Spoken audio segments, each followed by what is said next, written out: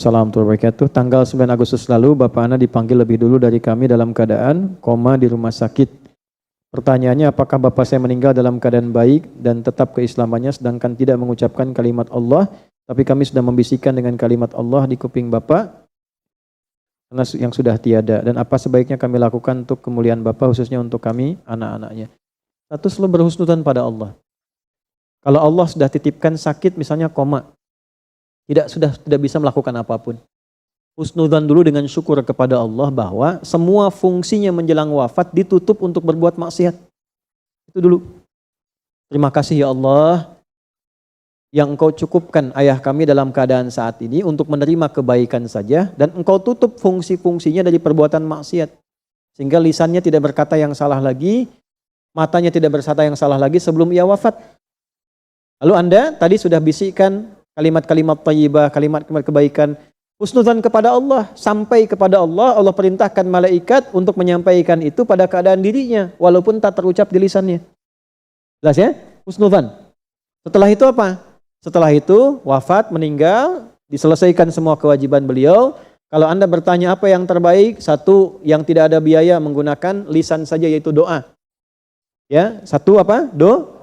Nah, yang kedua, praktekkan semua ilmu yang pernah diajarkan ayah dan amanat yang baik-baik. Praktekkan.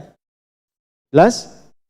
Nah, yang ketiga, ya, jika ayah berwasiat amal-amal baik, lakukan. Jika tidak ada, Anda teruskan amalan baik yang pernah dikerjakan ayah atau amal kebaikan yang ayah belum kerjakan tapi Anda niatkan untuk ayah Anda.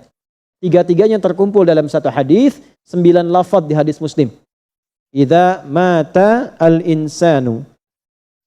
Idza mata al-insanu. Riwayat kedua, idza matal abdu. Kemudian diterjemahkan dalam tafsir hadisnya, idza mata ibnu Adam. Ini yang populer tafsir hadisnya. Redaksinya, idza matal insan, idza matal abdu. Jika manusia yang sibuk itu wafat, meninggal, in qata'a sa'iru amali, maka semua amalnya selesai. Semua pahalanya pun selesai. Illa min thalathatin, kecuali 3 hal saja yang pahalanya masih mengalir. Satu apa? Waladin sholihin yad'u. Anak soleh yang mendoakannya. Maka jadilah anak-anak yang soleh, jangan putus doa. Setiap selesai sholat minimal berdoa. 2, sedekatin ya, amal baik yang mengalir pahalanya.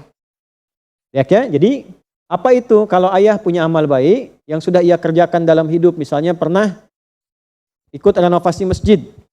Ya, selama orang sholat di situ, beliau dapat pahalanya. Nah, ini yang saya maksudkan. Kalau tidak ada yang ditemukan amal begitu, Anda niatkan.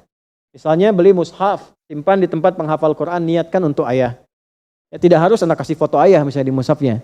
Ya, tidak harus demikian, cukup Anda niatkan. Ya, kemudian dengan izin Allah, ya harapkan cahayanya, kebaikannya sampai kepada beliau. Jelas sampai sini? Ya, ada yang umrah misalnya, ada yang haji menjadi badal, itu boleh dilakukan.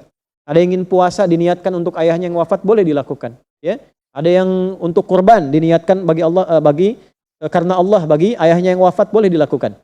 Jelas?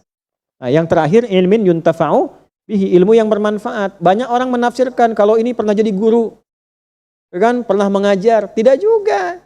Jangan batasi di situ. Seayah-ayahnya ayah. Tuh. Saya akan selalu kangen dengan suara ibu itu. Nah, itu.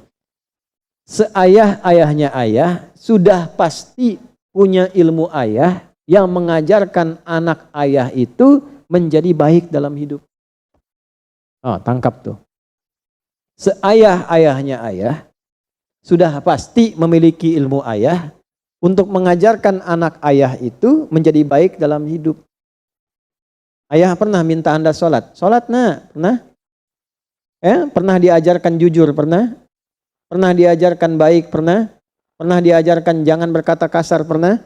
Ketika Anda praktekkan itu, diniatkan kepada Allah untuk ayah Anda, seketika pahala mengalir untuk ayah. Gitu. Makanya saya sering katakan gini, kalau bisa anak-anak bapak ibu, anak saya, anak kita, usahakan ngaji pertamanya dari orang tuanya. Minimal Fatihahnya. Sehingga ketika meninggal anak itu baca Fatihah, setiap baca dalam sholat itu jadi cahaya di alam kubur untuk ayah andanya. Usahakan. Usahakan pernah di lisan kita itu membimbing anak. Nah, itulah ilmin yuntafa'u bihi. Ingat, makanya kalau sudah dapat Quran, ya, saya selalu katakan pada anak-anak kami di pesantren juga di sekolah, Ya, terutama ayahnya yang sudah meninggal, kalau kangen tuh baca Quran. Atau sehari kalau ada nggak sholat tuh ingat, nggak jadi cahaya buat orang tua. Nah, itu yang membuat kita semakin rajin meningkatkan ibadah itu ya. Insya Allah.